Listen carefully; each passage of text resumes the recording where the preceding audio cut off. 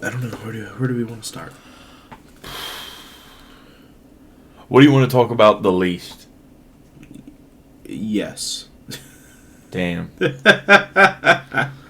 What do you want to talk about the most? Yes. I'll see you next week.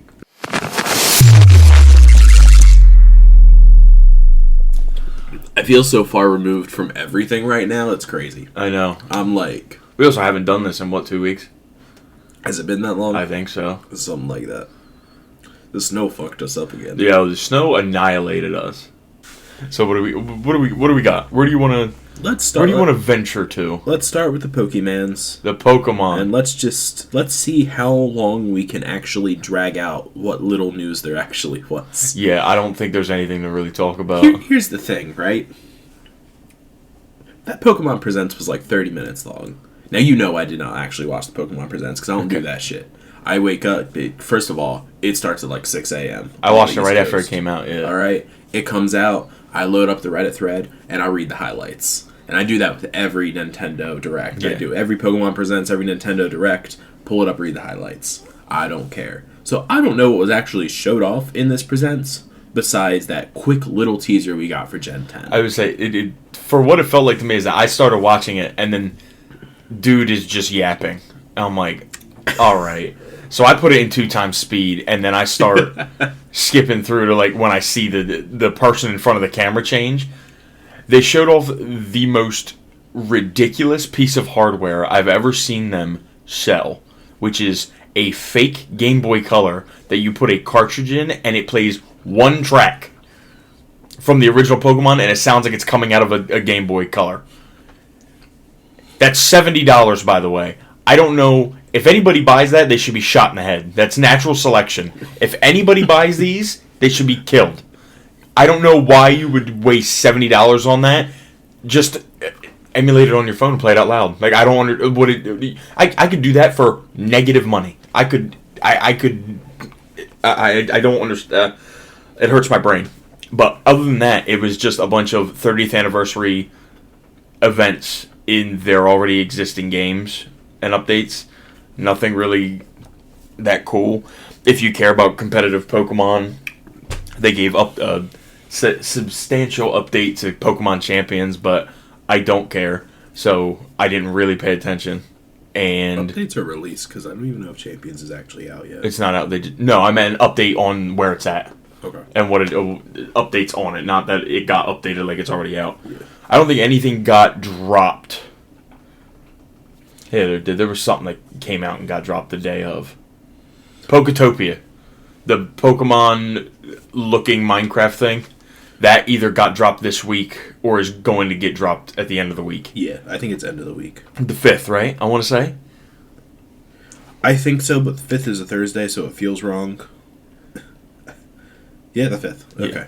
So, yeah, they said that was coming out at the end of the week, so it was on Monday. No, today's Monday. It was on, like, Friday or some shit. So, it came out next week. So, that was that. And then we got the teaser trailer for Winds and Waves. Well, then also, we don't care this about was announced. I care a little bit about it. Do we? Yeah. All right, go ahead. And then it was announced beforehand, but it dropped the day of afterwards. Fire Red and Leaf Green ports to the Switch. Duh. Yep, don't care. You don't want to play old Pokemon? No. Okay. R.I.P. I understand that this is probably big for a lot of people, right? That people love Fire Red and Leaf Green. I realize I'm no longer the target audience. I play fan games. I play good Pokemon.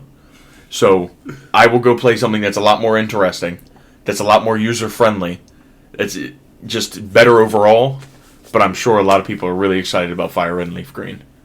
People are upset it costs $20 for some reason. I think I am too. I'm not. That feels like a free on NSO. That's what that feels like it should be to me. Yeah. And like that, I don't disagree with that. I think it easily could be free on NSO. Speaking of NSO, didn't they announce Gale of Darkness? They did NSO? Another thing I don't care about because I play the fan of. You've talked about had them adding that for. Yeah, I know they were going to, and I'd be excited. it doesn't do anything for me now. I played a fan mod of it that made it infinitely better. But it is a really good game, and people should play it if they haven't. But for me, it doesn't move me. Pokemon will do nothing to move me ever again until Gen 10 comes out and I play it and I love it. So, alright. Wrap up things about Fire Red Leaf Green, because I did buy Leaf Green. I am playing Leaf Green. Just one of them, not both. Can't believe you. I don't think $20 is that bad of a price for it. I think it's a horrible price. It could be cheaper. It's a port. It's an updated port. It's going to have home compatibility in March, or not in March, in the spring. The same time we finally get it for ZA, probably. It'll probably all, ZA champions and Fire Red Leaf Green will probably all get it at the same time. We'll see. So, like, it's fine. It's not, not gonna lie to you, I thought they were gonna drop it at $40 and I was gonna be like, what the fuck is this? Yeah. So, that's at least a little better. I don't know. It's still a fully formed game. So, that's nice. It's a 20-year-old fully formed game. It's still a fully formed game. Yeah, I just disagree. That's played on a Game Boy. And you know something? And this surprised me. This actually surprised me. I was playing it, I had it on the TV, and I was like, yeah, this looks like what I expected it to look like. I had pulled it out for the handheld for something, and it actually looks incredibly good on the Switch too. Which is like, not something I thought I would think, because it is just a Game Boy game. But there you go. I don't know what that means. I'm happy they finally made a game from 20 years ago look good. Yeah, I don't know what that means. On their new console. Like, I don't really know what that means, but like... Tell me about the frame drops. Oh, and another exclusive thing with the Pokemon Home update for Fire Red Leaf Green. If you buy the Switch port after you defeat the Elite Four, you get the tickets. And you get the tickets for the events. So you get the events, which is cool. That's like that. It's like neat, I say, it's cool. That yes, that's what you should be doing when you release these ports. This is you should then get the event items. It's neat. But I mean, hopefully this means we're going to get other Pokemon ports. Nah, I don't think so. I think they'll at least do the other Gen 3 games. I don't think we'll get any of the DS ones, unfortunately. See, that's where they would get me. If they would port Heart Gold and Soul Silver, I'd buy those. Yeah, I don't... It's actually the only Pokemon game... It's my favorite, and it's the only one I haven't replayed. Ooh. Because I have this worry that, like, I loved them so much as a kid, if I go back and replay them, I won't like them. Or I'll be like, this ain't that cool. But my other thing is, I've gone back and played Black and White, and I think those games are peak, and I think they're amazing too. So it probably, and everybody says Heart Gold and Soul Silver like the best, if not second best. So they won't do them because they won't figure out how to do the dual screen on the Switch, even though all of the Pokemon games don't really use that bottom screen for anything. Yeah, I guess. But that's why they won't. But I think I was what you call it? Game Boy doesn't have two screens. Yeah. I think they might do Ruby, Sapphire, and Emerald, because it lines again. Well, yeah, but just the How port. many times are we gonna release this game? We just released Kanto again. Don't ask that question. I'm fine with Kanto. That's the only thing that they know. They haven't released Hoenn in 10 years. Jesus, was Omega Ruby and Alpha Sapphire a decade ago? I think it was more then. I think it was 12. Shut up. But it was that's Gen 6. Crazy. Oh my god. Alright, continue. Tanner, I graduated high school 10 years ago. I'm old. Stop. My girlfriend turns 30 on Friday.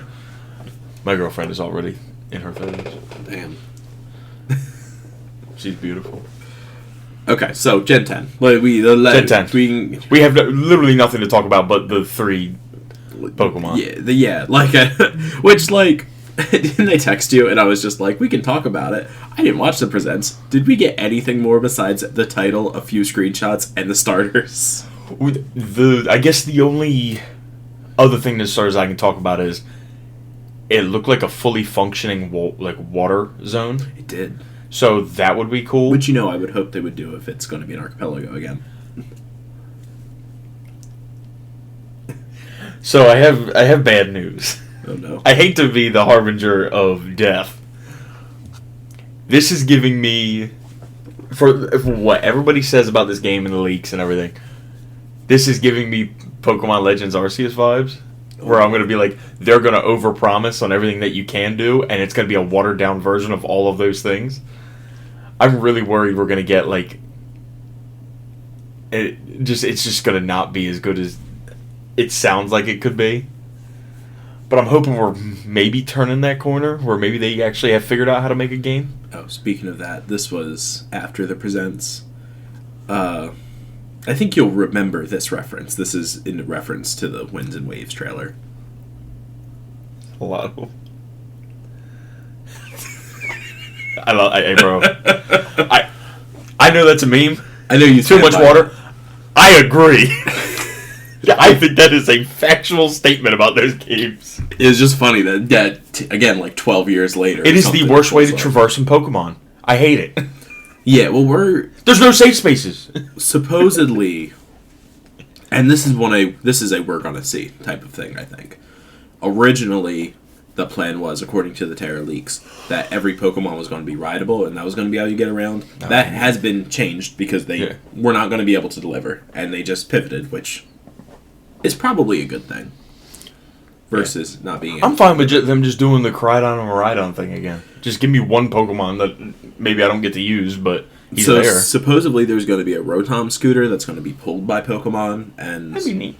Yeah, so I think that's going to give the traversing the area a bit more, but we'll see. Somebody needs to see if Rotom's okay, because that man is not... There's no way he's living on a livable wage. They make him do everything. That man is overworked. That is the Stephen A. Smith of Pokemon. He does everything. I feel bad for Rotom. But starters, let's talk about them. I have a hyperbolic statement that I'd like to make again. For the first time since Gen 4, without seeing the final evolutions, I like all three of the base starters. No. For the first time, because if I look back, I didn't like Weed Cat last generation. It's crazy, but alright. Oh my god, who are the starters in... Exactly. The Score... yes. What is it? Score Bunny. I wasn't in love with... I like Cinderace. I don't really care for Score Bunny. I think he's fine. Gen before that, oh my god. I'm struggling. Before Sword and Shield. You're in the islands. That's why Alola. Oh, I don't like any of the Alola starters. Really? None. I don't think Rowlet's cool. I don't think Poplio's cool, and I don't care for Litten. Oh. As purely the first, just them, not as because like Incineroar's peak, but all them. I don't really like any of them. It's honestly a big reason why I didn't play the game. I like the Gen 7 first stage. I don't like Poplio after the evolutions. It feels I don't like nothing happens to me. I think I just like Incineroar. I like Incineroar. Of all 9 shots that they took, I only like the Incineroar. I feel like I don't like Litten and Incineroar's middle evolution. Middle evolutions are all like that. But like I like Rowlet's whole line. I definitely don't like Dartrix. I think Dartrix... I just don't like the Rowlet, but I know I'm in the minority, but it just doesn't do anything for me. And then before that's Gen 5, 6. Kalos, which... Fennekin, Chespin, and Frozen. Yeah, I'm not a Fennekin person. And Gen 5, as much as I love that gen, I'm a Tepig defender, right? Just because I love piggies. But Snivy is ass. And Oshawott peak, and then it turns into what it turns into, and it's ass. And then Gen 4, I like Chimchar, I like Piplup, and I like Turtwig. Those are all good. Overrated ass starters. Wrong. Just wrong. They're fine. Like here's what I stand on with Gen 4s. It is a case of 3 good starters. It's a case of 3 good starters. People ride... I've been seeing... It's the third best set of starters. Maybe. I can maybe accept third best set of starters. I would say, because it's like 1 and 3, whether you have Kanto at 1, or... what is it? Kanto, Johto, Hoenn. Either you have Kanto at 1 or Hoenn at 1. And then you have... Kanto at 1. You said it right the first time. What did I say? You said Kanto. Did I say Kanto? Kanto at 1 or Hoenn at 1. And then the other one is 2. And then you have Sinnoh at 3. And it's not close. Unless you're like a really big Typhlosion defender. but I think Fraligator carries that generation so- also. And also, they have Chikorita, which nobody likes. Yeah, so like that's what I was gonna say. It's like I am a Typhlosion defender, but I can't defend Bayleaf. Yeah. So like it is. But no, you can defend Bayleaf. Bayleaf is actually the best middle evolution of all of the starters to ever exist in Pokemon. I can agree with that because I forgot that she was the Yeah, it's Meganium. But It is Bayleaf Meganium. is peak. Bayleaf is so cool, and Meganium is just like... just, I don't know. You're just there. But yeah, it's the third best set of starters. And I know some people put them up at 2 or 1. I don't think it's better than... Yeah, and that's really where I come at. I think that's for people who don't like... Trico gets more hate than I thought he did.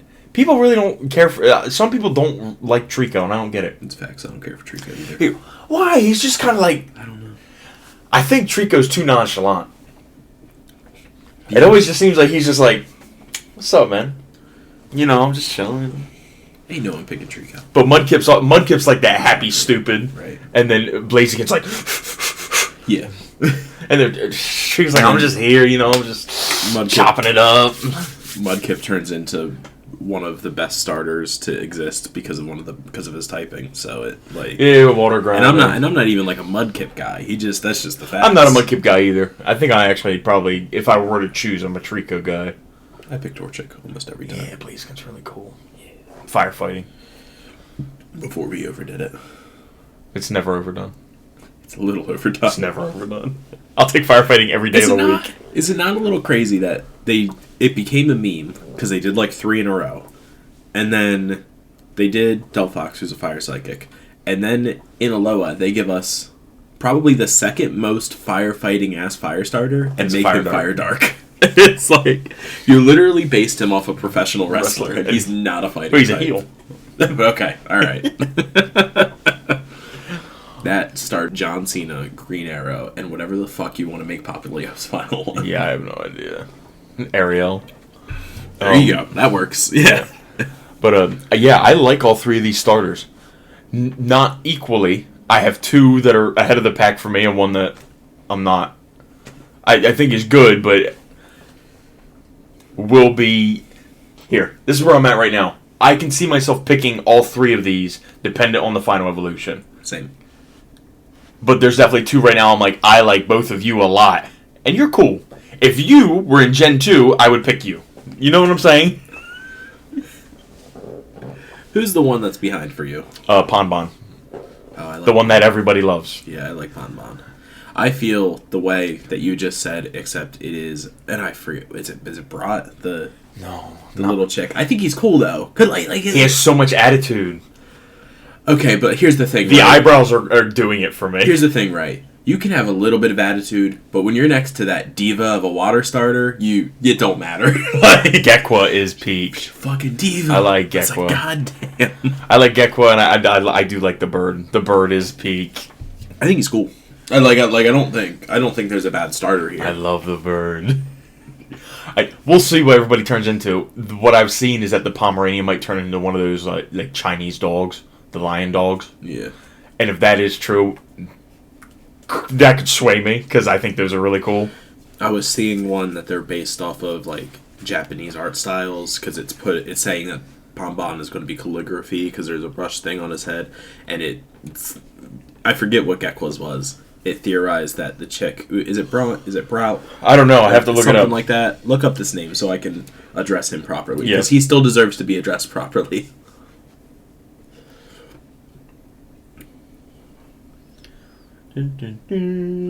Brout. Brout. Browt.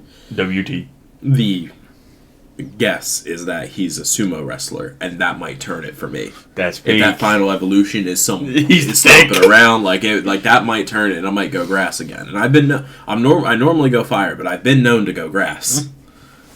Yeah, I think I classically went in Gen 7 went grass and took Grookey, and that's probably the weakest set of starters for me because I What? like Gen 7. Or no, not Gen 7, Gen 8, Galar. Yeah, you've said this before. Sabo, Groki, and Score Buddy. Like, I picked Groki, and it was fine, but I really don't care for any of the first ones. I love Groki. Rebloom goes hard, but other than that, Groki's I like Groki so much, I would not evolve him and play through the game. Just the way he be banging that stick on the ground. I'm like, I just love you. I didn't understand that it was a monkey until I started playing the actual game. I'm sorry. Like, you know how we look at these new starters now, and it's like, well, that's a chick, that's a gecko, and that's a dog. We understand. I just didn't. It was the first time, and people have like thrown this at the new Pokemon games every once in a while. It was the first time that I went, these just look like that. Like, that looks like a bunny, and those two just look like anthropomorphic masses that they've just. Like, that they just threw some gel at the ground and then made I can hear it with Sabo. I can't hear it with Grookey. Grookey is the most monkey I've ever seen. Now that I know that Grookey's a monkey, I see it, but I did not know until I started the game. I love Grookey. And was like, oh, he turns into a giant drum-playing gorilla. That's kind of cool. My man is banging on the ground. But 2027, we're not rushing them out to get them out during the 30th anniversary year. Yeah. That's good. No, that sucks. I think that's good. We don't want... What? But why do you think it's good? So they don't rush it out, so it comes out later, and it's still ass. They're still not going to do it. It will not be any better. We will still be disappointed, and I will play the shit out of it. So it doesn't matter. I won't be disappointed. When am I ever disappointed? Okay. The rest of the brain trust will be disappointed. You'll be like, actually, I think it was okay. The rest of the brain trust is someone who doesn't play Pokemon and someone who, like me, just tends to like the games. And your role. That's a heavy reference that no one will understand. I don't even get it. I'm just chilling. The fact that you used the name Brain Trust was funny. Brain Trust is the name of the Discord group with me, Tanner, and Michael in it. No, I get it. So now for, like, the actual question. Are you going to play them on launch, or are you going to wait to see what the fuck they're doing with Smash Bros. First? There would be, if there were anything to get me to get a Switch 2 before Smash, it would be this. We don't have a month yet, though, right? It's just 2027. 2027. At some point. Yeah. I'm excited. I'm optimistic.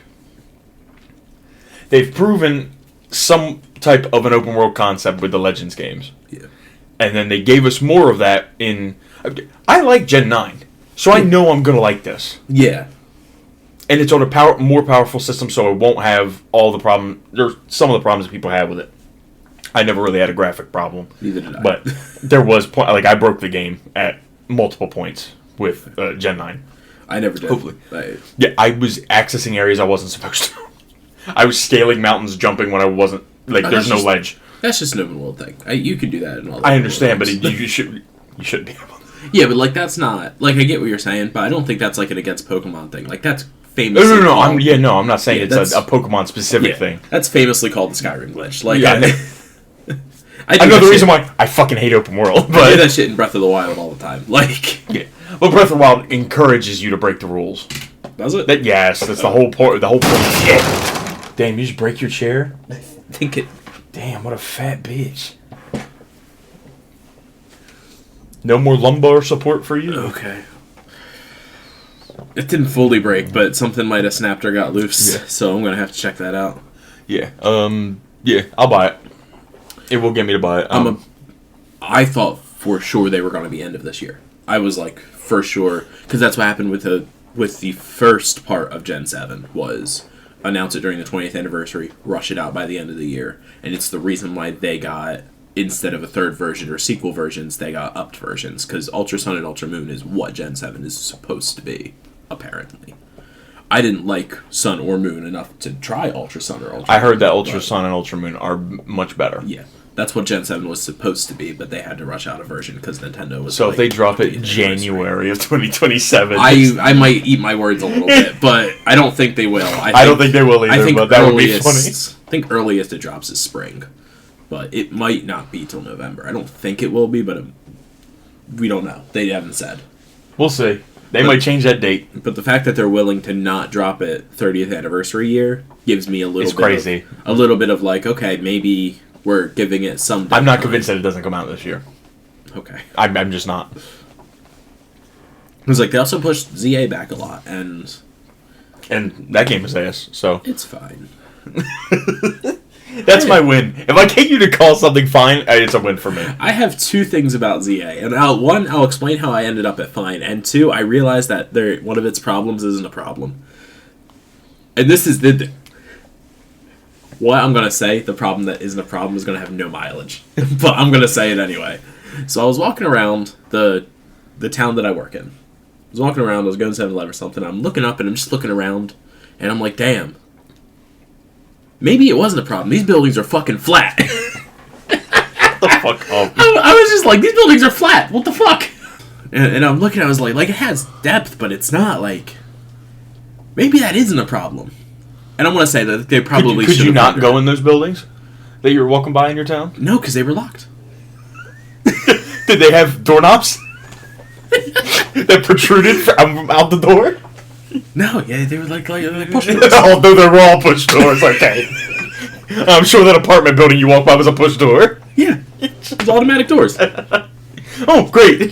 Guess what doesn't happen in CA? No automatic doors. The only one that opens is the hotel. Like, they're all closed. I forgot in real life we only have one mart that we could go into and our house. No, the doors open in real life. What's funny is that Westchester only has one market in the city, in the borough. I'm sick of this. I'm done with this conversation. It doesn't actually work, but it astounded me how many buildings were actually pretty flat compared to actual depth. I still think that that's extremely wasteful and lazy, but it's just funny. Someone asked me what I thought of ZA, and I said I really liked playing it. I thought the story was good. And I was going through it, and I stopped and I was like, but there is something weird about ZA that I didn't realize till just now. And it is worth mentioning because no other Pokemon game, I think, has ever really made me feel this. I have no desire to open that game again. Yeah. I didn't buy the DLC. I don't think... I like it, but I don't think I like it enough to... And I haven't even completed everything in it. I've completed the main story. I'm at fighting Zygarde to catch him. But, I haven't completed all the things to get the Eternal Flower Floette. it's... We just don't care. So I've come down to... It's fine to good, but, I feel like Pokemon, I'm always... Even after I complete the story, I'm always playing for another month or two. And this time, I'm just not. And I don't really have a desire to go back and do it. Yep. But I was also critical. I also said I didn't really like the real-time battle system to begin with. That it was fine, so... And that the rest of the game was good. And maybe I still feel that way. I don't know. But, there's a little thing about Z. From what I see, that's the correct opinion to have. It was cool. I'm glad we did it so we know what it looks like. Now back to turn-based, please. Back to the formula. Alright. It's a formula. That's enough on Pokemon. Yeah, it's fine. Let's talk about a superior game. Let's talk about Digimon Time Strange. You got 5 minutes. I don't have any minutes. That game is peak play. That's all I have to say. Okay. What is next? What is next? So, Tanner? Yes. Is Thor 1 good? Oh my god, Thor 1's good. Right though? Thor 1 is good. Right? Thor 1 is believe good. It. I was so flabbergasted. I realize I have to go back and watch a bunch of movies that I watched from age 9 to 14. Because I guess my little kid... bow bow boogie woogie slam blam brain just wanted to see things hit each other, and if that wasn't there, that movie was ass to me. Thor 1 is good the entire time, and I don't think anybody does a bad job like I did when I was a kid. That movie is good. I was wrong. We were sitting there, I turned it on, and I'm waiting for him to get banished. Because I know in my head, I like everything up till he gets banished, including the banishment scene. I already know that. Because I like the Asgard stuff. I like the way it's portrayed in this movie. I know his name. Who plays Odin? Do you know his name off the top of your head? I'm supposed to know. William Hurt. That's not... Yep, I know it's not. You say wrong things with way too much... I knew it was wrong. I know. William Hurt's General Ross. Anthony Hopkins. Anthony Hopkins, yes. Sir Anthony Hopkins. Killed by a Decepticon. In which movie? I'm curious. Transformers The Last Night. Okay, so one of the bad ones. Oh, yeah. The worst one. like how I say that, like any of them are particularly really good. There's about 3 really good ones. How many movies are there? 7. That's almost a 50% clip. I know other franchises that don't have that clip. That's fair. That's actually a good point. I could name basically every horror franchise bar Scream. Who apparently just dropped a stinker. Is Scream 7 bad? Apparently. That was Scream's my favorite franchise. My favorite horror franchise. Let me clarify. I know always what I would stand on is Scream doesn't have a bad movie. Even if you might not like Scream 3, but Scream 3 is fine to good. But like Friday the 13th has a bunch of stinkers. Halloween has a bunch of stinkers. We'll see. It's got that's its tomato and popcorn rating. So like maybe not. It's hard to say. Yeah, I only knew that Scream 6 came out because apparently it's bad. No, Scream 6. That's Scream 7. You're right. It is. Scream 6 is really good. Scream 6 is really good. Yeah, Scream I 6 love Scream 6. Scream 6 had the cool subway poster too. Yeah, I think. No, we're not talking about Scream. We're not. No. We're talking about Thor. So peak. And so I was waiting. I was like, I remember that this gets boring for me when he's on Earth, and then he's on Earth, and I'm just like, when does this get boring again? Bro, it's so good. And I was like, maybe it's after this. Maybe there's like a whole chunk of the movie, because that happened with Iron Man 2. Yeah. Maybe there's a whole chunk of the movie that I just forgot existed, and then it just doesn't happen. Yeah. I forgot they did Donald Blake. Yeah. I forgot that happened. I was like, huh. Yeah, they give a little wink and nod to it. I was so happy when I got that text from you, which was just, is Thor 1 actually good? And I was like, thank God. You texted me that. Did I? Well, you also texted me. I know. So that's why I returned the favor. I was just like, thank God. I was so afraid this was going to be a fight. Oh my God, it's so good. Because I sat down after, I was like, I fucking enjoyed that whole movie. Yeah, There's not a bad part. This movie's good. Thor has a good movie before Ragnarok. Okay, I do have one complaint, but There's some grapes. Yeah. I will also have this same problem. I have the same problem with the fights in Iron Man 2. With all the Black Widow fights. Wow, there's a lot of jump cuts in all these fights. Which is like, and maybe this is too harsh, but I'm only speaking on how it made me feel. It is almost debilitating with like the Thor and Loki fight at the end, the amount of jump cuts in Heimdall's little lair at the Bifrost Gate. Yeah. I'm like, whoo. Like, it just, he's flipping here, and then we're here, and then we're here, and then we're here, and they're just spinning. I'm like, oh my, this is too much. I need, let's pull it back, make it one long cut. I don't need, or just cut twice. Yeah. Not 12. Marvel is infamous for that, for a lot of their movies. That's why Shang-Chi surprised me so much when we saw it, because there was just a lack of that. And yeah, it was rough. That was definitely rough for me, the fight scenes. Yeah, the only bad thing about this movie is those fucking eyebrows. Why the fuck did they do this? Why did they think that was a good idea? Whose eyebrows? Chris Hemsworth's eyebrows. I don't hate him. What do you mean, whose eyebrows? Because honestly, I didn't know what you're talking about. I was not affected. His dyed eyebrows? Oh, no, I didn't notice. Yeah, they dyed his eyebrows in it. What do you mean you didn't notice? I didn't notice. I was just watching the movie. This is a famous thing about the Thor movie. I know, and then if that's the complaint people have, now I understand why it's good. Yeah, that doesn't bother me. That just... the beard doesn't actually bother me as much as the eyebrows do. The eyebrows really bother me. I just think there's some scenes where you can't see they're there because they're just gone. Yeah, no. Yeah. But other than the fight scenes, which really, I don't want to say really took me out of it, but it kind of did. And then I just think they were good. The opening fight I actually really like. The one on the Frost Giant planet. Yeah, that's good. Like, I agree the Loki one, even though it has... But it's jump cuts to other parts of the fight. Yeah. When you do the jump cuts on one singular... I think that's why the Loki-Thor one is so debilitating for me, because it's the same fight at a different angle. Like, 6 different angles within, like, 10 to, like, 15 seconds. Yeah. So that was a little much for me. Which is a little bit of shame, because it is in that final fight with Thor and Loki where I get one of my favorite sibling moments between the two. Which is... him just placing the hammer on Loki's chest to keep him in place. And Loki's like... Just like... Yeah, I just think the whole movie's good. Yeah, Thor 1 is good, guys. I think the only...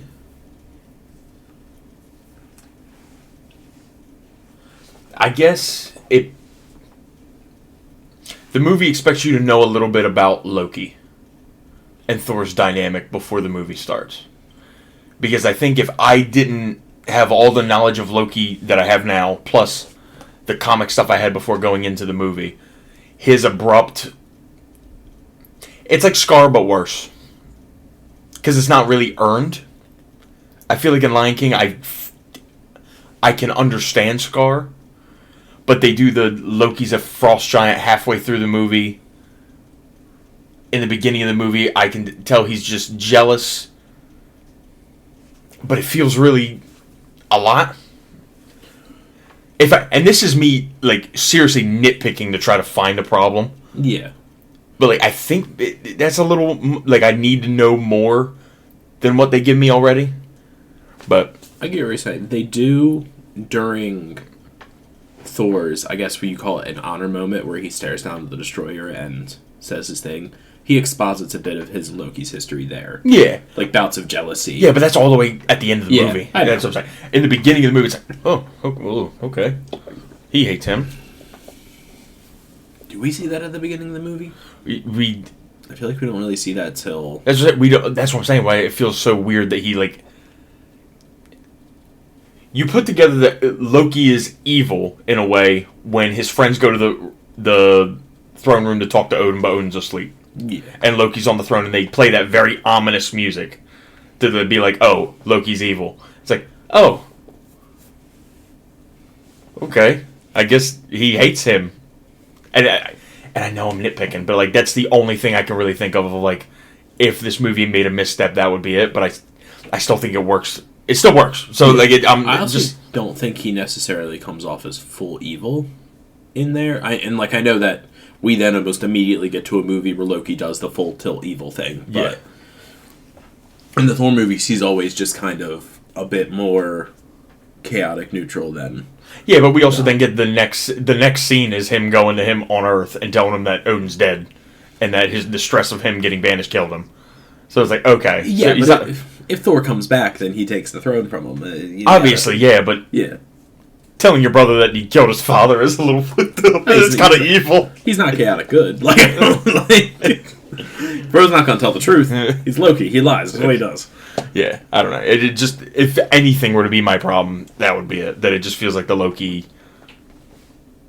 It isn't... They didn't give me enough, but they gave me enough, but I wish they gave me more, is all I'm trying to say. Yeah.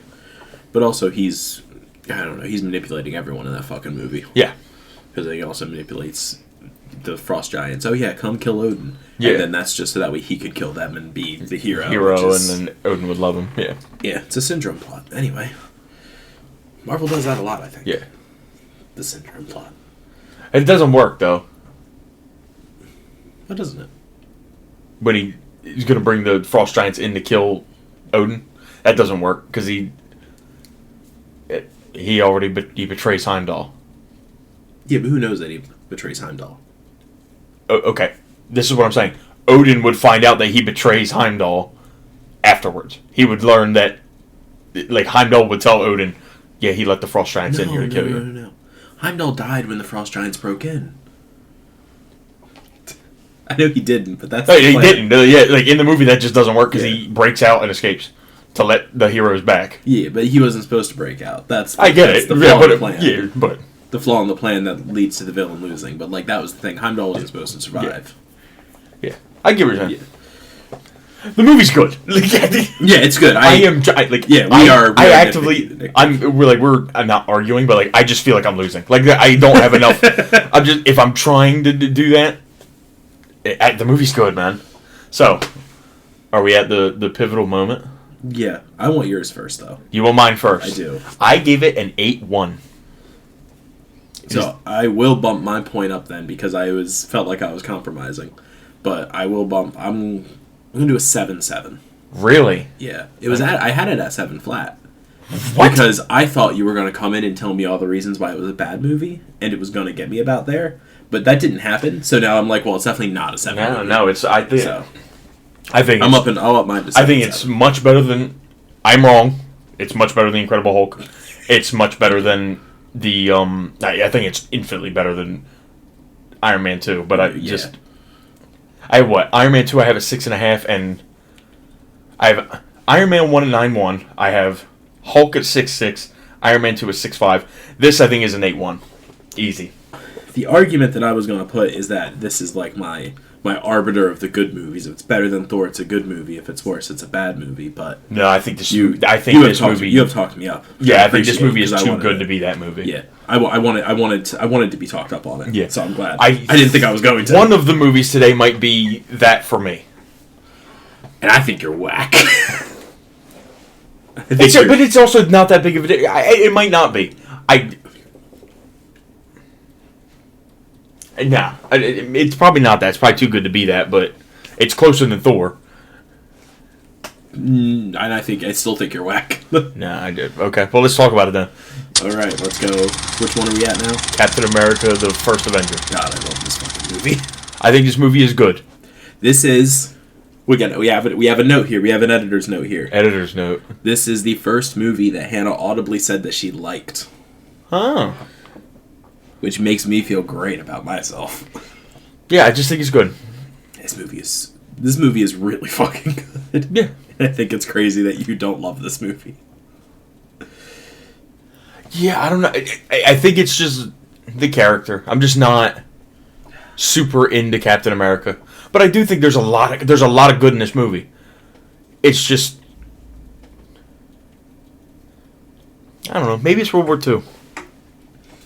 To be completely honest, like maybe it's just like I've watched so much World War II media that I don't need the Nazis again. But like Captain America punching Nazis is Captain America, like pure Captain America. Like I don't have any problem with this movie. I genuinely don't have anything bad to say. And with this day and age, I think we need some punching Nazis. The facts. Like I don't really have anything bad to say. Like I was looking for stuff to say. Like I had some things to say about Thor, but I also just think Thor is better, but not by much. But I think this movie's good. I definitely sat with this movie, and I wanted to give it that critical eye, and I wanted to actually... Because I've seen this movie so many times. It's one of my favorite. It's Captain America trilogy is... It's the best trilogy that they've made. I was going to say potentially my favorite trilogy in the MCU. It's that one and Guardians are the two that come really close to each other. Yeah. But I think Guardians 2 drags that one down. I disagree with myself now. Yeah, Guardians I think is the best trilogy. Yeah, this happens every time we talk about trilogies in the MCU. You go Cap, and I'm just like, but Guardians. And you're like, yeah. Like, but I didn't realize a lot of people don't like Guardians 3, and I just think they're stupid and really? dumb. Yeah. Oh, okay. I just think they're dumb people. That's a crazy take. Anybody who says Guardians 2 is better than Guardians 3 is actually a mongoloid and shouldn't have an opinion. Yeah, is it not 1, 3, 2? Is that not the ranking? I have 3, 1, 2. But it's just because I really like 3. I disagree, but I understand. I think 3's villain is better than 1's villain, so that's why I have it. I think the High Evolutionary is so good, and Ronin I think is actually really bad. And it brings that movie down for me, but it brings up. We're not talking about these movies today. Yeah, no, we're not. So, yeah, and I just end up... It just sweeps me away every time, and I end up just enjoying myself. There's something about Steve Rogers that I love Stanley Tucci in this movie. I love... Stanley Tucci's also very good. Stanley Tucci is peak. I love him. In anything he's in, I love him. He took the role so he could do a German accent. I love him. Oh, that's somebody I wish we could still have in the MCU to do something. Yeah. She was really excited when he showed up. She's like, you didn't tell me Stanley Tucci was in this movie? And I was like, I forgot. He's not here for too long. I didn't say that part. I was just nodded my head and smiled. And then he got shot, and she was like, damn it. 2 movies in a row, she said, why'd they kill off my favorite character? We'll get to the other one. Oh, jeez. That's not a bad opinion. We gotta remember we were also watching the one-shots as going through.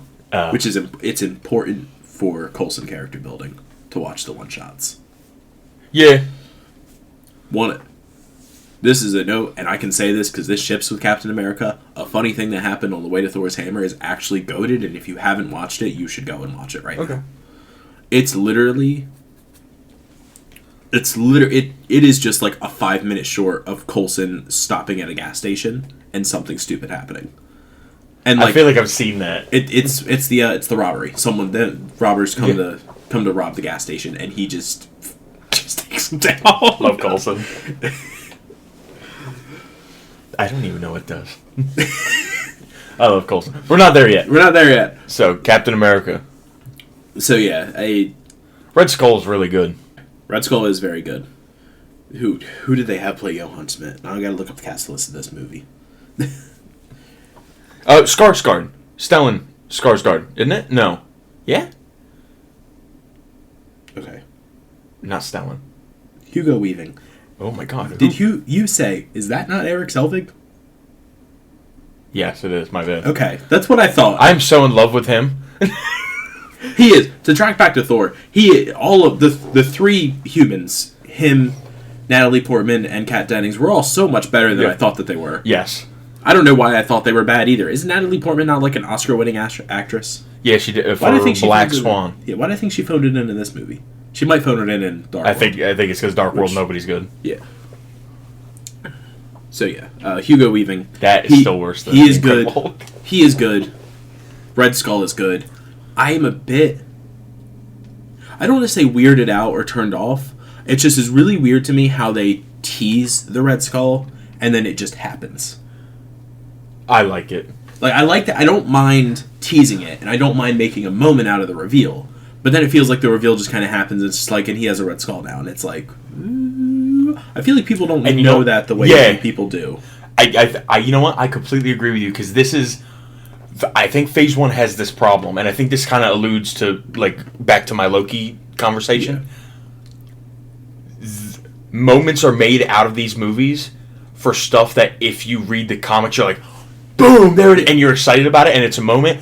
If you have no comic book knowledge, you are so confused. Yeah. Or you like it just or it doesn't hit for you. Maybe not confused, but like it just doesn't mean anything to you. You're like, oh, okay, that's a thing. Like, so I get what you're saying. That's what I was trying to say about the Loki. I got you. Like I think it works a little bit more for Loki because that's also like Norse mythology stuff. Yeah. So like there's more of an idea, like more Loki, common knowledge. Yeah, Loki is known as a trickster god, so it kind of works a little bit more. Especially, well, I mean, the MCU might have helped that now, but like because like I like his mask slowly slipping in places. Yeah, I love the scene where Dr. Zola walks in when he's getting the portrait done, and it turns the lights off, and the painter only has red paint. Like, I think the teases are really good. I just don't think it matters. Yeah, like because then he takes the mask off, and it's like, oh, it's the Red Skull, but like. Either I don't think there's anyone who doesn't know he's the Red Skull that is surprised by the Red Skull or that it affects it much. Yeah. Or you know he's the Red Skull, but you already know he's the Red Skull if you know it at that point. Yeah. You know who this character is. You know who Hydra is. Wait. You're someone who I think has an opinion on this, and I want to hear your opinion. What are your thoughts on the Tesseract getting to be the Cosmic Cube and not the Space Stone? Because it gets to be the Cosmic Cube in this movie. Yeah.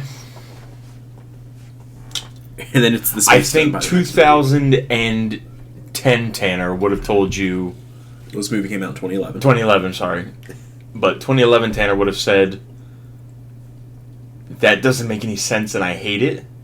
But 2026 Tanner is, the MCU is its own thing. They're making their own decisions. It's not main continuity. Let them do what they want. Yeah. So that would be my two contrasting opinions. I just think that's both sides. That's just each side of the aisle. At this point, they've done things their own way and done whatever they wanted. And knowing what comes next, I don't want to say it's the correct choice, but they made a good choice and they've made it excellent.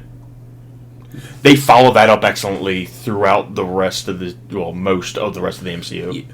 So it worked for them. The decision they made it work, and it worked really well. Yeah. I just wish... I feel... And we can... I think we can come back around to it.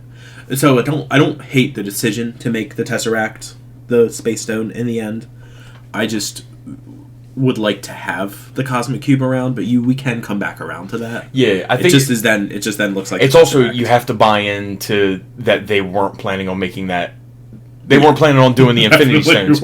Like, if you want to believe what they say, where like it was kind of came around with James Gunn made that decision, or started to make that decision with the what you call it, whatever the oh my god, what is it? Is that the Power Stone? Yeah, the orb. Yeah, like he made that decision then, and then they ran with that from there. It makes more sense. The official story is that Kevin Feige had it as a potential option, so it was leaving places that they could capitalize on later. Some of them they didn't, like the gauntlet in Odin's Vault.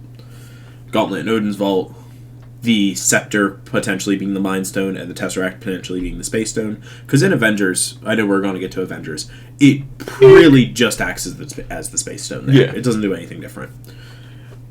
And different things, and it was when, because Guardians... You're right, it definitely is just the Space Stone in that movie. Yeah, after First Avenger, it's just the Space Stone. Yeah.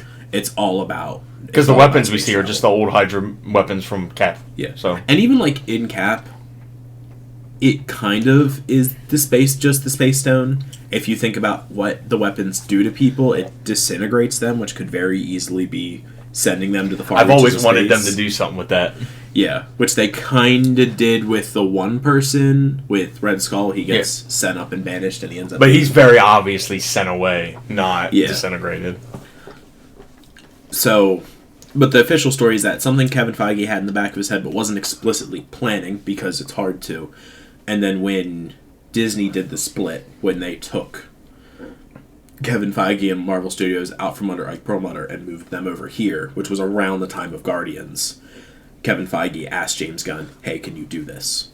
And that's how we get the collector scene. Everything up until that point was maybe we'll get to do this, maybe we won't. It's like, oh, here's a scene of Thanos because we kind of want to do this, but we don't know if we're going to be able to yet. Cherry red Thanos. Yeah.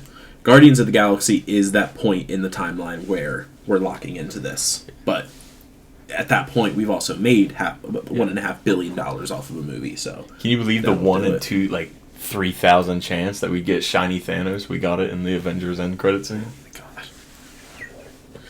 What do you mean? He's just actually purple. I thought I thought he looked like red. I was like, oh, shiny Thanos. No, he's purple. Throw the mask. He's like actually purple though. Like, you know, we get aggressively purple. Yeah, like we get the Thanos in Infinity War, and like he's purple. He's like lavenderish. He's purple in the way that the Hulk is green in the Incredible Hulk. Like he just kind of is. Like, let's not start. Like Thanos Stop. Talk about good movies. Thanos in the Avengers is purple. Like anything else about Captain America: The First Avenger? Our scores are going to differ. I don't think... I would be really shocked. Our scores are going to differ. Oh, yeah, because you think it's better than Iron Man. I think I do, yeah. Yeah, that's not right. It's around just the same score, really, is where it's at. All right, give me your Captain America, because you're going to hate mine, no matter what. So what's yours? So I have Iron Man at a 9.4. I have this one at a 9.5. Yeah, I think that's crazy. They both sit up there at the same spot for me. I think Captain America's better, but they're both pretty... Yeah, Cap, I just found myself, I got bored at multiple spots, but not for very long. I don't know I'm just kind of like chilling, just like, all right.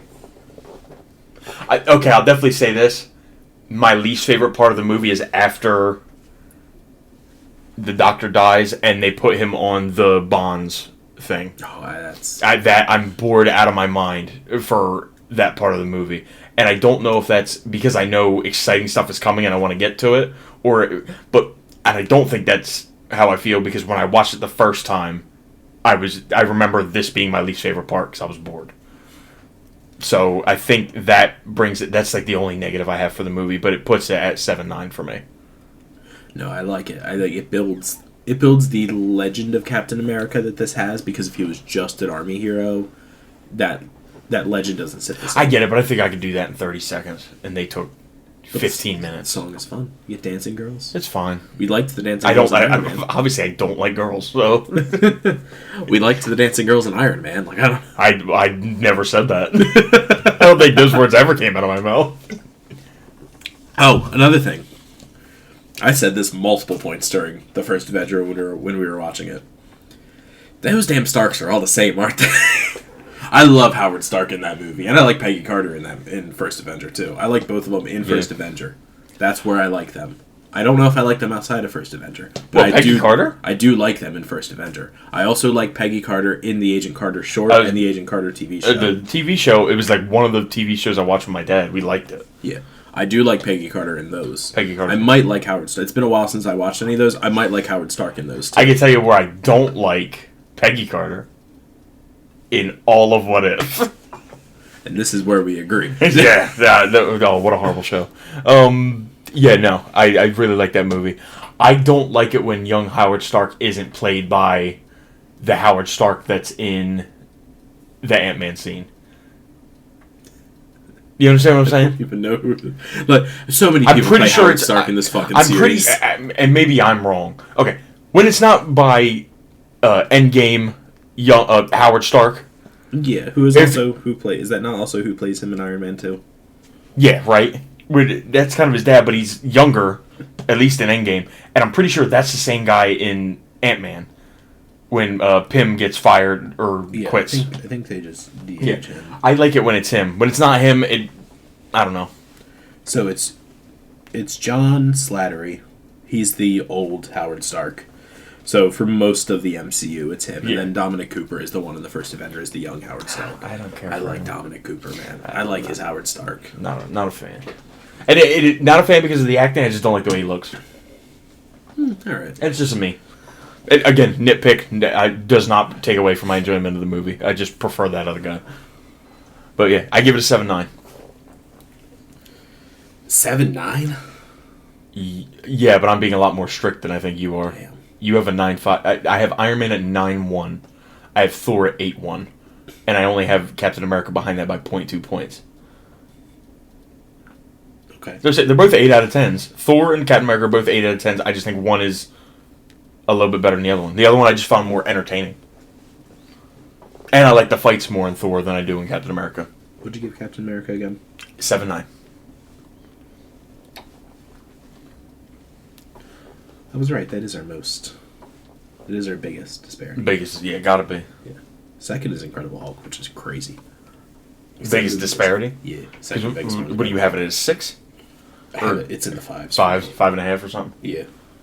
We're a whole point separate on those. Point separate on those. All right. I haven't rated this one yet, and I don't know what I'm going to rate that one yet, so we're going to see how I feel at the end of this. Normally I rate it after I watch it and I put it down so I can come back to it. And sometimes I change it, sometimes I don't. I actually changed both of those. Captain America I didn't change. I changed by like 0.1 point. I moved it down a peg. And then Thor I moved up quite a bit. This movie was the most drastic change while I was watching the movie. Of like where I had it ranked and its fluctuation in the points while I was watching. Captain America or the Avengers? The Avengers. Okay. This movie gets away with things that I don't think the wider MCU gets away with, and I'm not sure why. This is like... Sometimes this happens in art. This happens in professional wrestling all the time. It happens in books. It happens in movies. It happens in comics. I don't know why this works, but it does. And this doesn't work anywhere else the way that it does here. But it works here. This movie... So there's this thing that people say, and they're not wrong, but they're not right, that if you never watched the MCU before, you can jump right into Avengers. You can. I think this movie does a good job at carrying its characters that if you haven't watched anything, you would understand what's going on. I still think that's wrong, and I think that's better if you watch all of the ones, but you can. By some alchemical nonsense, you can watch this one, you understand what's going on, the jokes don't feel stupidly shoehorned in or tone-destroying. Which is crazy because there's a lot of fucking jokes in this movie. They land. The characters are mostly good. There might be one or two things here, but this is a very good movie. Yeah. Joss Whedon cooked, and that's not something I like to say because it's Joss Whedon. Why do we hate Joss Whedon? Why do people hate Joss Whedon? You don't know why people hate Joss Whedon? I don't. Oh God. I remember I killed him in Goat Simulator when I was like 11, and I was like, oh. What did he do? That's a thing in Goat Simulator? I'm pretty sure he's at like a gas station. You blow up the gas 11? station. I don't think that was when you were... Well, it was Goat Simulator 2013 or 14, maybe when I was 15. Whedon's like a big Evangelical Christian. No. Well, maybe. I actually don't know. He's a big... I don't want to use the word instigator. Enabler. He's big on top. His workplace environments tend to be... This all came out after Justice League. Yeah. Is when it all came out. Okay. So... Oh, he also made that movie, so yeah. Never mind. Yeah. I understand why we... It's why Ray Fisher, like, doesn't have a career anymore. Who is Ray Fisher? He was Cyborg. Oh. He spoke out against it, and Whedon, like, blackballed him. And... Sick. Yeah. So, that's... All right. He gave us Buffy. Made a banger, though. He did make... He made at least one really good superhero movie. He made a banger. Maybe two. We'll find out. But he definitely made one. What do you mean we'll find out? What is he making now? He made Age of Ultron as well. Oh. So he made two bangers. We know he made one. He definitely made two bangers. But yeah, what do you want to say about Avengers? Do you want to go through? I have a comparison. Okay. Avengers is better Endgame. I think I think Endgame is all right for the first hour and 45 minutes, and then the last 45 minutes is some of the greatest moments, and it's just moment after moment after moment for 45 minutes at the end of that movie. I think Avengers is a good movie, and then the last 45 minutes is amazing moments, and it just is off the rails for the last 45 minutes, and I love every second of it. I think it's good. I think it's amazing all the way through. I agree. Have I talked myself into moving that score up even higher? It's already very high, but like we'll see. We're gonna get there. I don't think I'm gonna do it, but I might do it. So Eric, we're going through. We got news.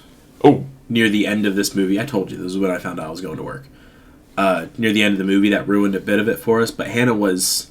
I don't know if she'll admit that she enjoyed this movie, but she was enjoying this movie. Like, we were audibly laughing. We were chuckling. We were talking about the characters as they were happening. Like, Tony Stark comes in blaring "Shoot to Thrill," and she was so like, good. And then she was like, "That is just playing in the movie." And it was like, yeah, it's playing out of the PA system from the plane. He hacked the plane to play AC/DC for his entrance. And she's love like, "I fuck it. That is such a Tony Stark thing to do." I love that shit.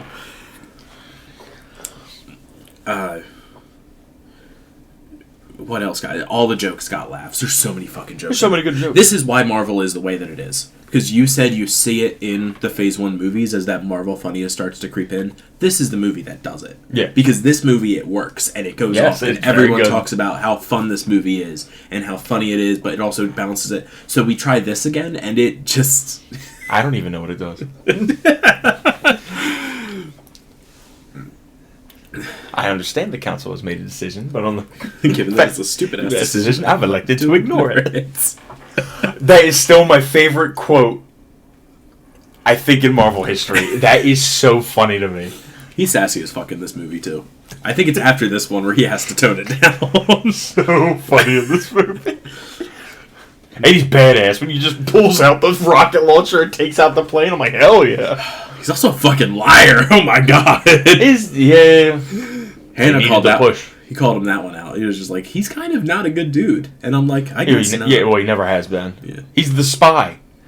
Dude, Captain, he's the spy. His secrets have secrets. Secrets. It's a blueberry. Banner and Stark, the science bros are born. So funny. Oh, I love them together. Captain America gets all of his things. He's wearing the stupid suit that... It looks bad, right? I don't think it looks that bad when the helmet is not on. Yeah. With the helmet, I was going to say, Captain America looks stupid with his helmet on. Yeah. Like, it's not as bad when the helmet's not on. But the helmet's on this entire movie. So only during the fight scenes. Yeah, I know. He wears his suit the entire movie, but he only wears the helmet during the fights. Or the missions, I guess. And it's not good. When it's on, it's not good. That man is playing Galaga. That man is playing Galaga. He didn't think we noticed, but we did. And then they go back. So funny. And he goes back and edit in him playing Galaga. That shit is so funny. Tony hacks the bridge. Yep. We have to fix the rotor because Hawkeye shows up. Thoughts on evil Hawkeye? And this really being our introduction. Like, we get Hawkeye in Thor, but this is really our introduction to Hawkeye. How does Fury see all these screens? He turns.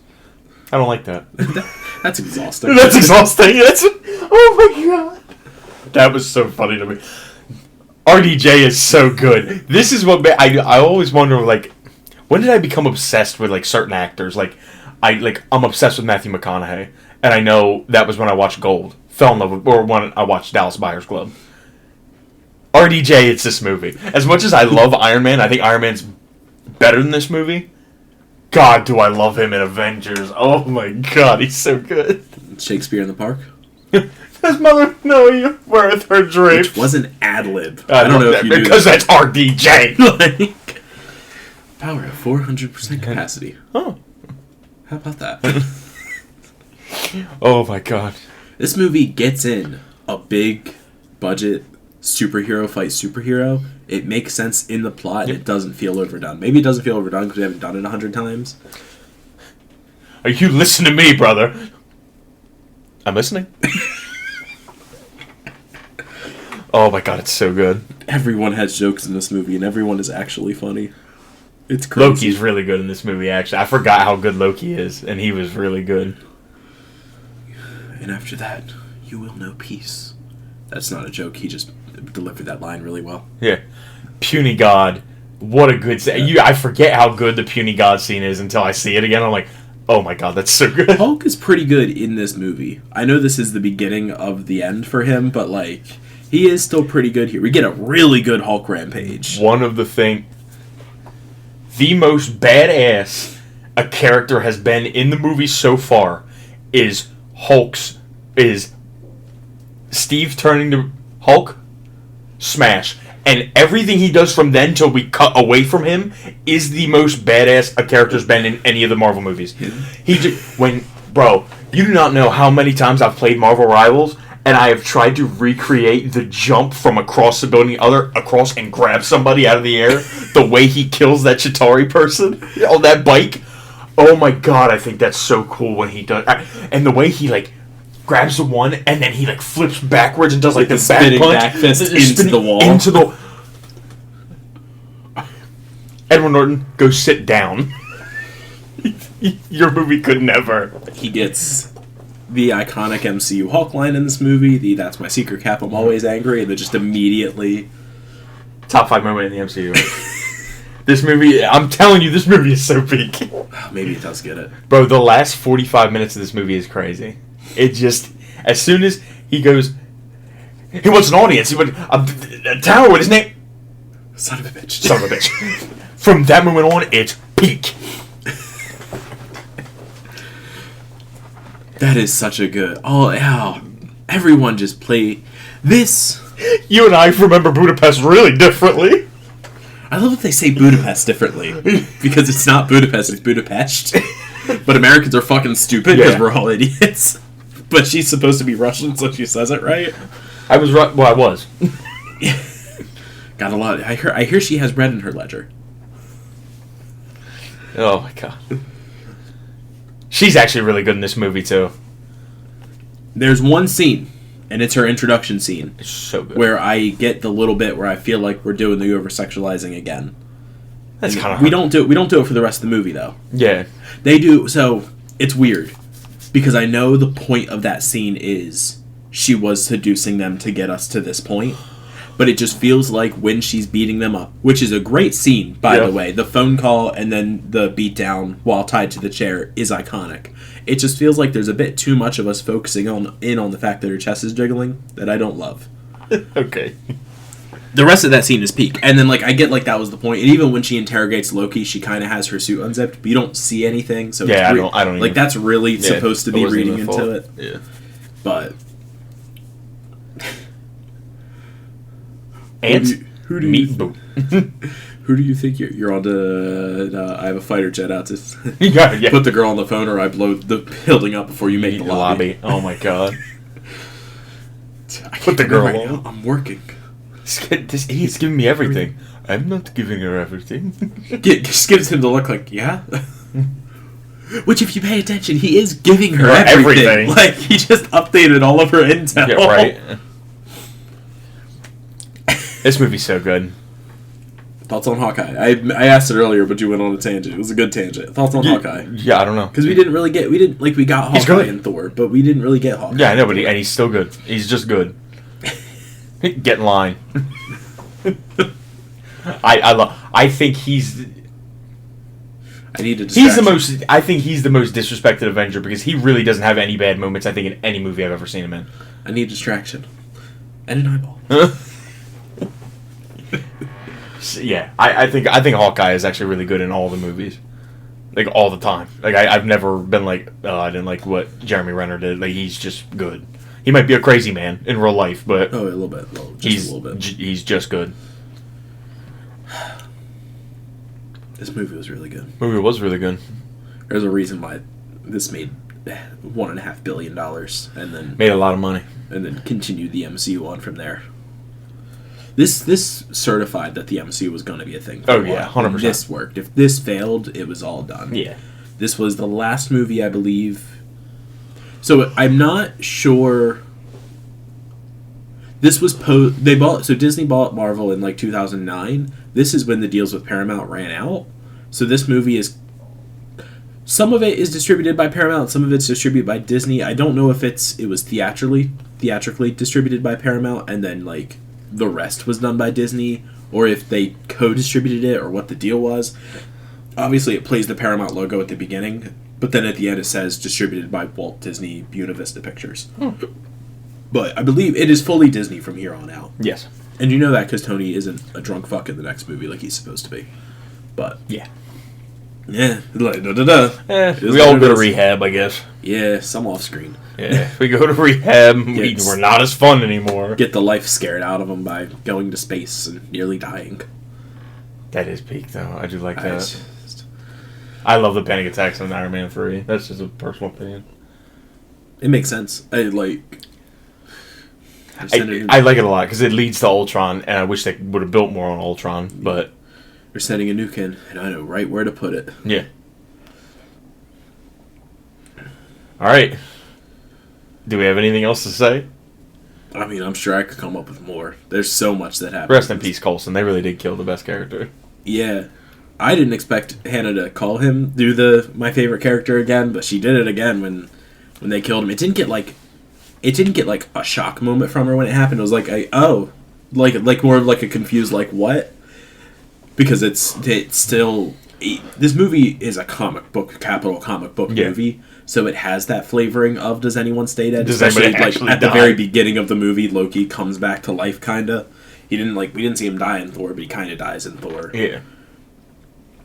And it was just like, no, he's dead. They killed him off, didn't they? And I was like, yeah, he's dead. I was like, does he ever come back? And I was like, depends. Do you want to watch Agents of S.H.I.E.L.D.? Yeah, right. Loki kills him. R.I.P. Coulson. Rest in peace. So. They needed the push. Yeah, I guess they did. Never gonna work. They needed something. What do you give this film? I don't know if I do it. It's like right there.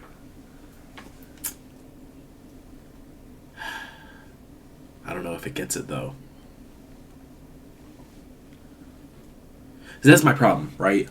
Because I feel like whenever I'm rating things, if it gets that score, I feel like I know it and I don't shake on it and I know it. The fact that I shake on it means I don't think. Okay. But like it's up there though. Like it is. You can't enjoy a movie. You can't. This movie I think I understand what you're saying. It touches those in moments, but it's not there the whole time. Yeah. So I think for me it's a 9.8. I give it an 8.8. Really? It doesn't break 9 for you? No, it's not. I don't think it's better than Iron Man. Oh, okay. I do think it is. Not that I don't think it's close. I enjoy Iron Man more throughout. If I can obviously tell a movie kicks up at a point, not to say that first part of that movie isn't good, I don't feel that in Iron Man. In Iron Man, I feel maybe not the peak that the last 30 minutes of Avengers gives me, but I get a higher overall product the entire way through, which is, me personally, means more to me. Yeah. I think you and me just disagree on that. I think Avengers is just entertaining. Is just that level through. I think it does kick up a little bit in the end with the fight, but I think we are just that high quality the whole time. I don't. Yeah, think it I think it's good. I just down. If it doesn't have the kick up at the end and it's just good all the way through, I think I would have given it an 8.3. But it gets a whole half a point for the last 30 minutes. It's so good. Yeah. What was it? What was yours again for that? 8.8. I gave it an 8.8. It seems like I'm more hard on the bad, and you're more strict on the good. Is what it seems like it is. Because the bad, I like tank. Like Hulk and Iron Man 2, I tanked for being bad. But like the good, I'm willing to go. I'm willing to go into nines. There are certain things like Hulk is probably the egregious one, right? But I'm a Hulk fan. I'm gonna find They made that movie for me. That's like back to the Loki and the Captain and the Red Skull thing. They gave me the comic book stuff that only I knew. Yeah. That was like, oh, okay, I like that. That's why that movie is safe so much for me. That really should probably be right where you had it. It's probably more accurate than what I gave it. Yeah. And I'm so in love with RDJ. Iron Man 2, just for him. And Cheadle was enough to pull that movie. Iron Man 2 upset me so much. Yeah, up by its bootstraps as much as it did. We're going to get to some movies where I'm going to pan them. Yeah. These next two, I'm worried. This is the end of Phase 1. We have wrapped Phase 1. Do you have an overall rating for Phase 1? It doesn't matter. I don't have a thing ready for it. Let me see. But what would be my average? I mean, that I could probably... I'm going to do that right now. Whip that up easy. Well, not on... It actually might be hard on my phone.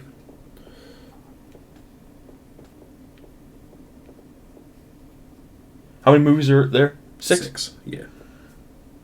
My average is 7.8. And I probably would have said 8 out of 10 for the phase. Is probably where I would have stood. Yeah, that's where I feel like is the correct amount. We're just going to see what mine says. 8. Mine, literally 8.0333, so it literally comes out to about 8. So yeah, 8 out of 10, because the good movies are so good, and then the bad movies are so bad. Yeah. Phase 2 starts with Iron Man 3? I believe so. Iron Man 3, then Thor: The Dark World, and those two are the ones that I'm. We're gonna have a strict difference, I think, on Iron Man 3. I just hope that we both like it more than we both think it's gonna be. I don't think Thor 2 is gonna. I quite enjoy Iron Man 3. I'm hoping I go. I have always been the Iron Man 3. Like Iron Man 3 is not bad. I'm hoping I go in and enjoy it. I'm hoping that my opinion changed on it. And I think it's possible. After Thor, after Iron Man 2 and Thor, I think it's possible. Knowing that, seeing my opinion actually change on one of the movies makes me think that my Iron Man 3 opinion is going to change. I don't think my Dark World opinion changes, but we'll see. And here's the thing, right? Because now I got beef with the Dark World. Here's the problem, right? When the MCU was first going on when I was younger, there were two characters that I was not particularly a fan of that I would say I'm a fan of one now, and the other one is like one of my top 5 favorite characters now. Okay. And that's Hulk and Thor. Wasn't really a Hulk fan, wasn't really a Thor fan. You've gotten me to actually read some good-ass Hulk stories, and they're good-ass Hulk stories are good as shit. And so they're really fucking good. So, like, that's given me some appreciation of it, and, like, I actually started reading Thor comics, and, like, I was just wrong. Like, Thor was always good. Like Thor comics are actually just really good. Yeah. So, the problem is that, like, I know what comic book Malekith does, and I know how good that character can be, and I'm pretty sure that character is ass in Thor: The Dark World, so it's gonna piss me off. The same way Love and Thunder pissed me off. So here we go. Like, we're just gonna have a time. Yeah. And then I think it's like peak for a while after that. There's another movie I'm worried about. I have a feeling I'm not gonna like Ant-Man. Okay. Because I remember liking Ant-Man, being like, oh, because I was an Ant-Man guy. I was so excited. Well, you were a Hank Pym guy. Yeah. Yeah. I was a Hank Pym Ant-Man guy. I'm like, oh, Ant-Man's coming out. And, I don't know if I just didn't realize it in the trailers or whatever. I'm like, this isn't what I thought it was. Yeah, I don't know why you just didn't know that. That was very publicly said. I was very upset. But it really wasn't, because I still really like... All that being said, I really liked Ant-Man. Yeah. I'm worried that I won't now. I think the Paul Rudd of it all will save it for me. Really? Because I think I'm getting Paul Rudded out. Oh, no. I'm getting over Paul Rudd. Oh, no. But I don't know if that's true, because I like Paul Rudd, so I'm going to take that back. Yeah. I don't know. I'm worried. How does it go? How does Phase 2 go? Off the dome, without looking. Go ahead. Here we go. Big smoke. Are you ready? I might be wrong. I'll check after this. Iron Man 3, Thor: The Dark World, Oh, I've hit a snag. Hulk 2. I know 2014 is Guardians and Winter Soldier. I have to think about when they come out. I think it's Winter Soldier then Guardians. Okay. Because then I believe it's then Age of Ultron and then Ant-Man. I think Phase 2 is only 6 movies, and 3 is where we get long. Okay, I remembered Ant-Man being after a group movie, so I guess that is right. I was right. Did you bang that? Yeah, there's the list. Ant-Man. Yeah, Ant-Man closes out Phase 2. That was when, when Phase 2 was happening, they did the thing of, an Avengers movie is always going to close out the phase, and then it was like, well, now Ant-Man is closing out Phase 2, and now Far From Home is closing out Phase 3, and it was like, this doesn't actually make sense. Yeah. What do you mean there's another movie in this saga after the finale? But... the next two I'm unsure about, and then its peak, I don't have a bad time until Ant-Man and the Wasp after. What is after Ant-Man? What starts Phase 3? Civil War. And then? Doctor Strange. And then? Guardians 2. And then? Spider-Man Homecoming. And then? Thor Ragnarok. And then? Black Panther. That's where I stopped having a good time, I think. Okay, no, I like Black Panther. And then what's after Black Panther? Is that Ant-Man and the Wasp? That's Infinity War. And then... Oh, yeah, because Ant-Man and the Wasp at the end. Yeah, and then it's Ant-Man and the Wasp. Oof. And then... Ant-Man... Wow, it is a lot of, good to great movies. I know we hate Ant-Man and the Wasp, and it's probably valid, and we'll find out why. I needed it to be bad. And let me tell you why. Because of that. We had so many bangers in a row, I was getting worried. I was like, we're due for a stinker. One of these movies is going to be ass, and I need it to happen. A movie I don't care about? Not even like a movie I don't care about. It needs to happen, because I walked into the Infinity War afraid, because it hadn't happened yet. And then Infinity War was good, and I was like, it needs to be one of these next two, because it could be Endgame. I don't want it to be Endgame. You know what's so wild? I didn't see Infinity War till 3 weeks after it came out. Yeah, that is wild. And I didn't get spoiled. That's even crazy. That's what I'm saying. I was so happy that I've never been tapped into social media. Yeah. I was living my life just playing Smash Brothers and working overnight. That is what you were doing at that point, weren't you? Oh. But yeah, so when Ant-Man and the Wasp came out and it was ass, I was like, thank God. The juju is gone. We can have a good time. And then we have... a bunch of stinkers. We have a movie that I really like that I know not a lot of people like in Captain Marvel, and then Endgame happens, and it's good. And we're fine. And then Far From Home happens, and I can't wait for that movie personally, because we're going to fight about it, and it's going to be fun. Why are we going to fight about it? I don't know. People think the movie's bad. Is that Spider-Man 2 or 3? 2. Oh, okay. Oh, yeah, we are going to fight. Okay. We're not going to... No, because we vehemently disagree on the villain's motivation. And I think it's dumb and stupid and doesn't make any sense. And you think it's fine. I think that is the only thing that we disagree on, because I like every other part of that movie. Okay. But to me, his motivation makes no sense. Which will bring it down points, but other than that, it's an enjoyable movie. And then after that, it's Phase 4, and Phase 4 is Phase 4. Phase 4 has some good movies. Yeah. Phase 4 introduces the up and down of some of these movies are good, some of these movies are... You know what I'm excited... What movie I'm excited to watch again and go into it with a different mindset? Sure, which one? Multiverse of Madness. Oh, thank God. Because if I don't look at it as...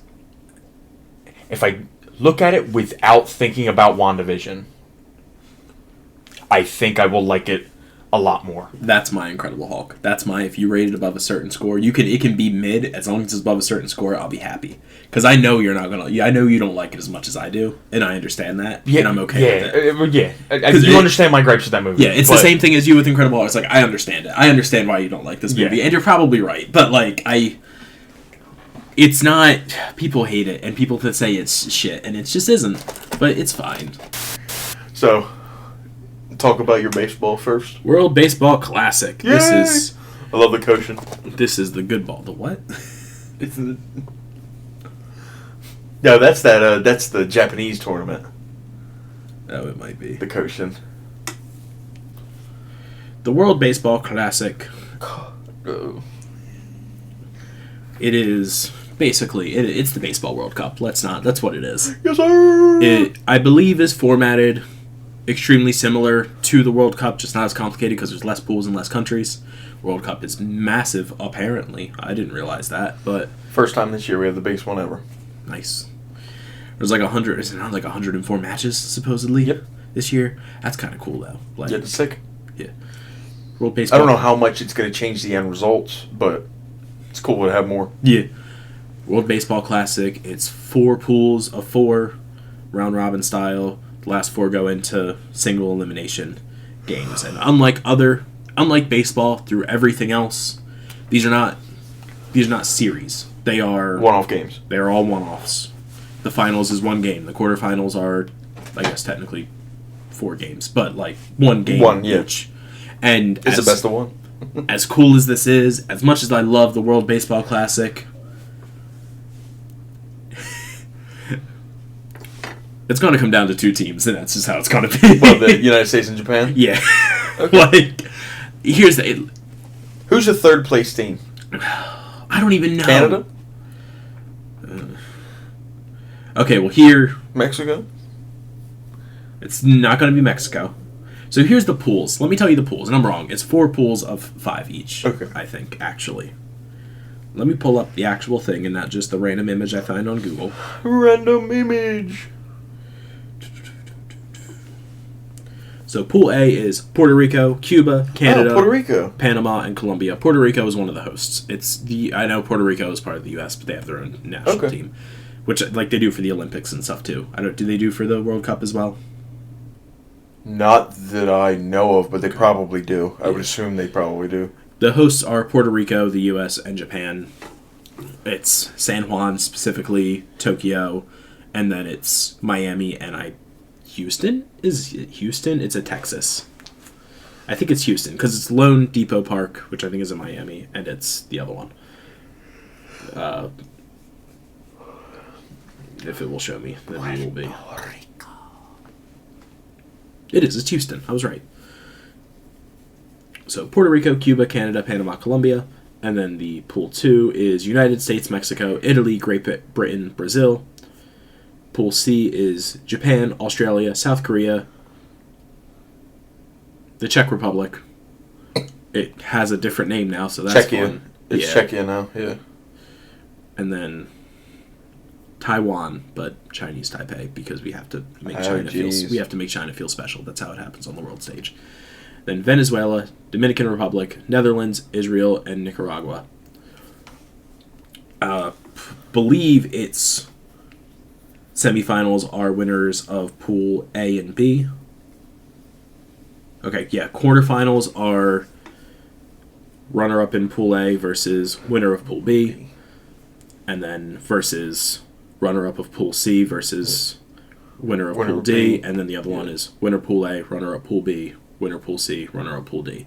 Yeah. So this feels like the way it's... And, like, this is part of bracketology, that it's laid out for the finals to just be U.S. and Japan again. Only way that doesn't happen is if one of them wins and the other one runners-up. They'll meet in the semifinals instead. Okay. That's just... Which... Here's the thing, right? Yeah. And this is really cool, and I love this. It's just... It's very weighted. Because MLB players are allowed to play in the World Baseball Classic, unlike the Olympics as of now. Hopefully that changes. I hope that changes. Because it's weird to not have them. I don't know if the NBA does. I know NHL players play. They had changed it so we could with Michael Jordan. Cool. Because it was always basically the college guys that were getting drafted would lead the United States basketball team. And then we lost to somebody. I want to say it was Argentina, but I think that's the Redeem team in 2008. But no, it was Croatia. I can't remember. We didn't win gold when we went before Jordan and the Dream Team in '92. I want to say, and then they made it legal for professional basketball players to go, and we wiped the floor with everybody. Yeah, it's weird not having our top athletes in a sport go and do it. Baseball, still, they don't. NHL, they do. NHL players played hockey this year in the Olympics, which is cool. So the World Baseball Classic something is on the line. I believe the final two teams, I think it's the final two. I know it's the winner. I believe it's also the runner-up, get automatic qualification for Olympic level, which is then funny that... Let me read you the Team USA roster real quick. Okay. See how many of these names I know. You should recognize a good majority of them. We have... I won't go through the pitchers. I will just say that one of the pitchers is Paul Skeens, and one is Tarek Schoolball, and I don't... Oh, well, of course Otani's not pitching for Team USA. He's pitching for Team Japan. Yeah. And then our catchers are Cal Raleigh and Will Smith. I don't know any of those names. Cal Raleigh is Big Dumper. You've probably heard me call him Big Dumper. I have heard, yeah. Yeah, and then Will Smith is the catcher for the Dodgers. You better keep the last his wife's name out of your mouth. That's what I heard. Probably. Infielders are Alex Bregman, Aaron Clement, Paul Goldschmidt, Bryce Harper, Gunnar Henderson, Bobby Witt Jr., and Bryce Turang. You should know at least two of those. I know two of those names. Yep. Outfielders are Roman Anthony, Bryce Buxton, Pete Crow Armstrong, and Aaron Judge. I know one of those names. Designated hitter is Kyle Schwarber. I know one of those names. So, these are all the top-level MLB players, for the most part, because most of the top MLB players are American. So it's just crazy that USA could sweep this entire tournament with this dream team, win the whole thing, automatically get Team USA into the Olympics for baseball, which they probably were anyway, because the Summer Olympics are going to be in LA, and then none of those guys can play. Yeah, right. Because they're all MLB players. There are some things, there is insurance that gets taken out on these players, so sometimes they can't play, like Francisco Lindor, who's a Mets player, who I believe is going to be playing for Team Dominican Republic, can't play because his insurance, the insurance didn't approve him. Another one is Jose Alvarado from the Phillies, was going to be playing for Venezuela, and he's not. His insurance didn't go through. So there are some things, but the finals are going to be US. Did any Americans' insurance not go through? That's a good question. I don't know off the top of my head because those are just the two that I know. Because I'd like to see, like, Venezuela was never going to win. DR was never going to win. Sounds like a good way for me to not have to go and not people not paying me for not wanting to represent for my country. Or I could just not go and not get hurt. Clayton Kershaw. That was 2023. Hold up. I definitely said that with all of my heart and then goes wrong. All of your chest. That's a name I knew. Okay. It only showed the two that I just said in the Wikipedia. Normally it's based off of injury. If you've been injured in the past year, normally they're not doing it. I would assume it's Alvarado's suspension that probably did it. And, like, Lindor just had, like, a wrist surgery or something, like, a couple months ago.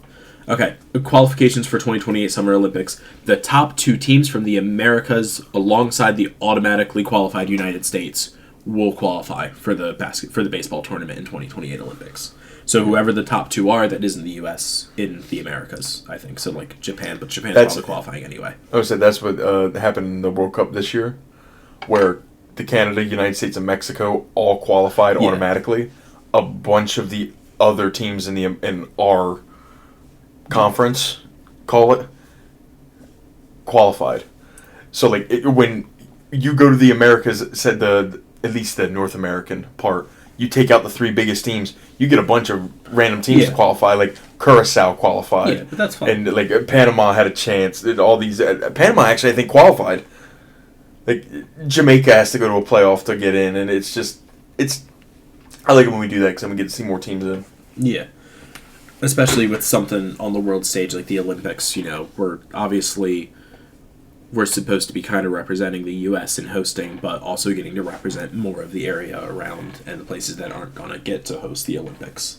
You know, fucking Panama and Cuba aren't going to be hosting the Olympics, but if they can get in and show a bit more of who they are, like that's what the point of something like the Olympics is. Yeah. If it even happens.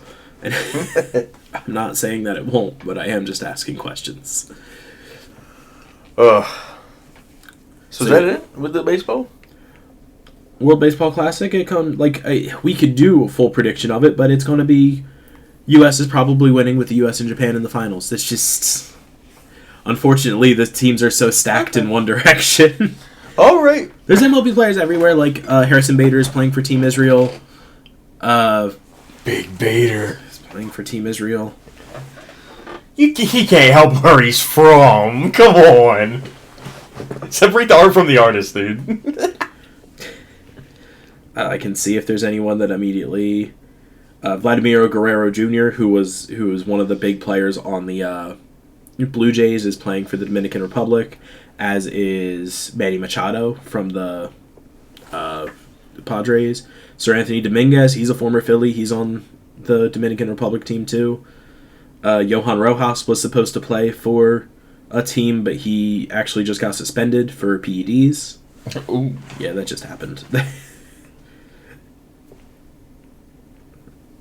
Altuve, Ronald Acuna Jr. are both playing for Venezuela. Like, their MLB players are throughout this entire thing, just none are as stacked as the U.S. Yeah. So, like, it's possible that U.S. or Japan make the runner-up in their pool stage, and then... Well, I guess technically they could, because it's single elimination, they might slip up at one point and then go down, but I just don't expect it to, especially because the U.S. are going to have home field advantage the entire time. We love home field. But World Baseball Classic, it only happens once every so many years. There's not a regular occurrence yet. They said it was going to be 4 years, and then COVID happened, and then it was 2023, and now it's 2026. So who knows how often it's happening. But it's back. It's here. We get to have a good time, and we get good actual professional baseball before the season starts, and it matters, which is awesome. I like spring training, but it's like, it's like, yay, baseball's back, but like, it doesn't matter. No one cares how you do in the Grapefruit League. Like, it's fine. The Grapefruit League. It's what it's called. It's the Grapefruit League and the Cactus League. And that's based off, if you play in Florida, you're in the Grapefruit League. If you play in Arizona, it's the Cactus League. Okay. Because those are where the spring training facilities are. That's are actually kind of cool this year. The spring training hats last year is like the red one I have at the Blue Bell, is the Phillies spring training.